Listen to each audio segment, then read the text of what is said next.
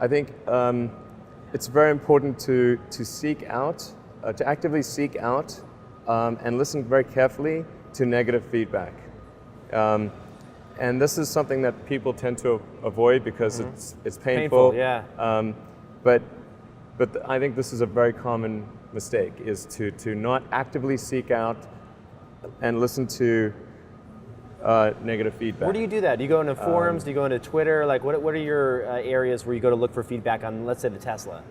Well, it's like everyone I talk to is, in fact, when friends get a product, I say, look, don't tell me what you like, tell me what you don't like. Right.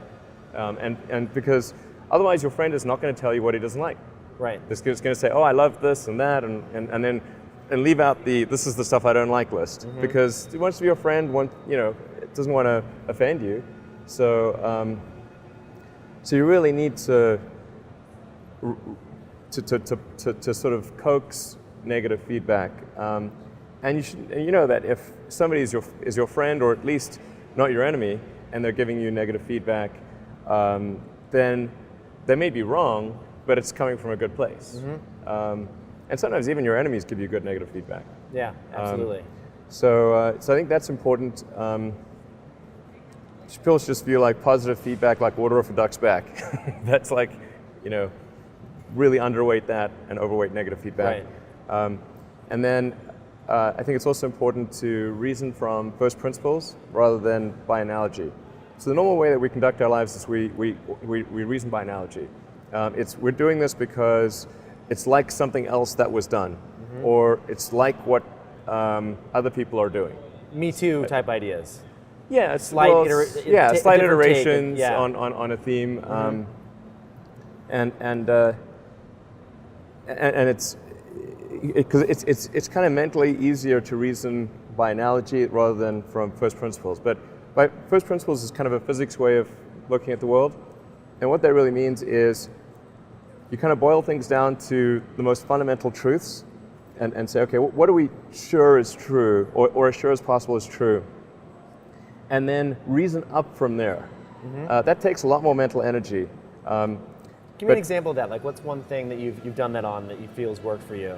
Sure. So somebody could say, in fact, people do, that battery packs are really expensive, and that's just the way they'll always be, because that's the way they've been in the past.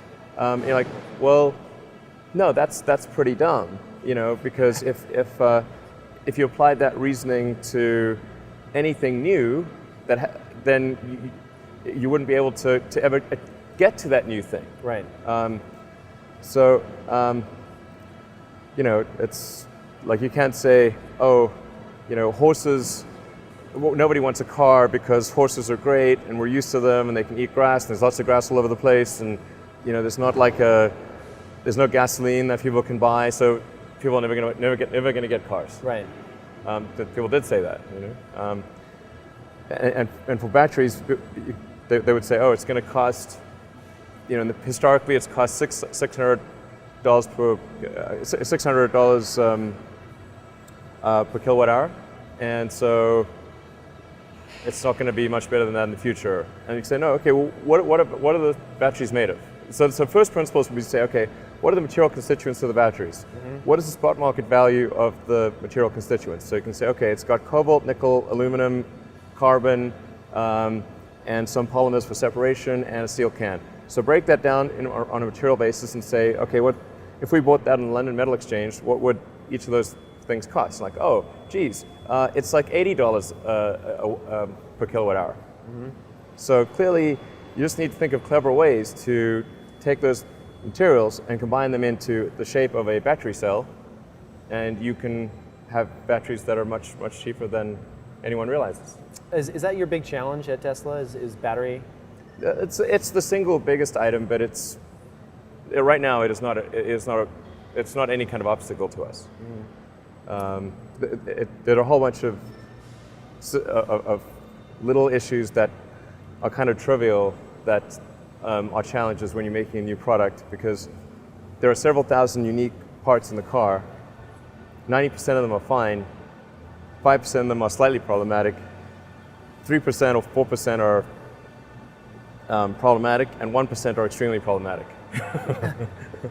But you cannot ship a car that is 99% Right. complete.